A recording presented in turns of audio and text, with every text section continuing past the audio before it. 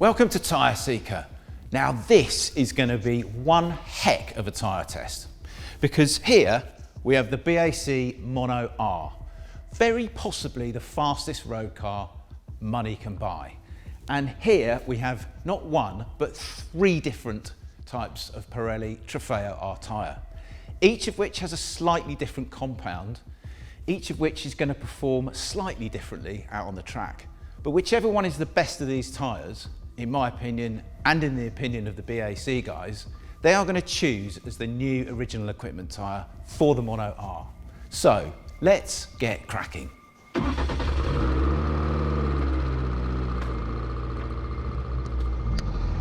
The BAC Mono R is an incredible car. It has 342 bhp from a 2.5 litre engine that revs to 9,000 revs, and it's mated to a 6-speed paddle shift gearbox. Its brakes are carbon ceramics, and its all-round wishbone suspension is as finely tuned as a single-seater racing car's. And on a track, it's quicker than any other road car money can buy. Partly because it weighs just 555 kilograms. But its lack of weight is actually a double-edged sword in some ways, because it's so light that it struggles to get heat into its existing Trofeo R tyres, which, by the way, were originally designed to go on a supercar that weighs 2.5 times as much as the Mono. Which is why BAC asked Pirelli's motorsport guru, Stephen Rowe, if he could make them some new tyres for the Mono that will get warmer, faster, and ultimately generate more grip for it, in both damp and dry conditions. Hence the reason we have three different tyres to try at Anglesey today: the existing Trofeo Rs plus two completely new compounds, both of which have the exact same tread pattern as the original tyre. So on the existing compound, the Mono feels fantastic around Anglesey. Of course it does. But it does struggle for outright grip, both on turn-in and under brakes into the slower corners. It feels basically like there's a fair bit more to come from the car in terms of pure speed, if only the tyres could generate more grip. So then I tried it on Pirelli's all-new Compound number 1, and to be honest, it wasn't all that great. So it's just so difficult trying to get proper temperature into the first tyre. I mean, the existing tyre, I've tried that already. And you know, there is grip, but it just feels like there needs to be more grip from the tyre itself in order to unlock the car. Stop. You end up spending quite a lot of time just thinking, gosh, I wish there was just more grip in this car. But that's the existing tyre. This is the new compound tyre, first new compound tyre number 1, and I'm really struggling on it. I don't know what's going on. Maybe it's me, maybe it's the car. I don't know. I really don't know. I'm a bit baffled by this, to be honest, because there's less grip on turning. There's just not as much grip anywhere, especially under traction, front end, mid-corner, under brakes. I hope it's not me. I hope I'm not going mad here, but I don't think this car has got as much grip on this tyre as it did on the original tyre. Maybe I'll take the car back to the pit somewhere. We'll have a little see. Maybe it's me. I don't think so.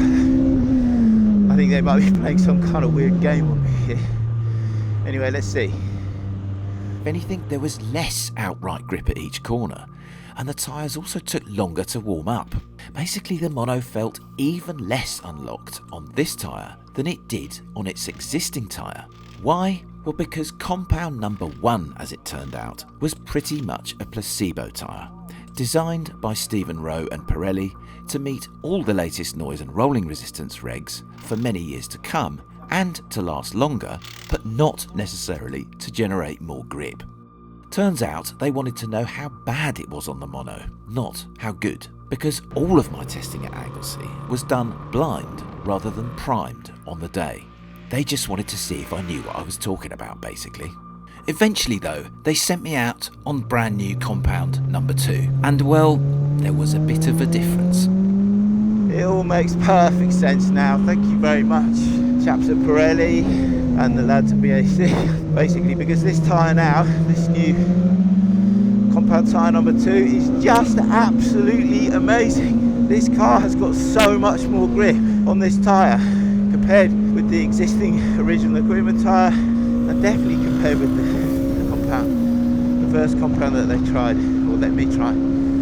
There is grip everywhere now with this tyre fitted.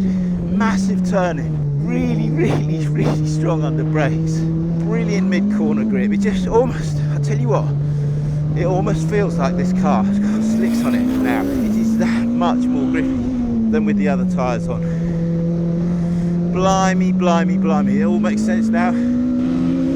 This tyre is absolutely incredible. The mono is incredible on this tyre. Wowee. Better get back to the pits and tell them what I think before I crash this car. Thank you. So in the end, it was pretty clear cut which compound worked best on the mono, in both dry and damp conditions. On its all-new compound number 2, the Mono R was almost as quick as it had been on a full Pirelli slick around Anglesey, with much better turn-in and mid-corner grip than it had on its current Trofeo R. What's more, the grip stayed there for lap after lap. Conclusion, the all-new tyre that Stephen Rowe and his magicians from Pirelli's motorsport department had created worked a treat basically. So this is the tyre the Mono will now get for the next few years. Job done, I'd say. The man from Pirelli was really happy, the team from BAC were delighted with their new original equipment tyres' all-round improved performance, and we at Tyre Seeker felt quietly proud of our achievements too. Right then, maybe one last go in it, before they put it back in the truck.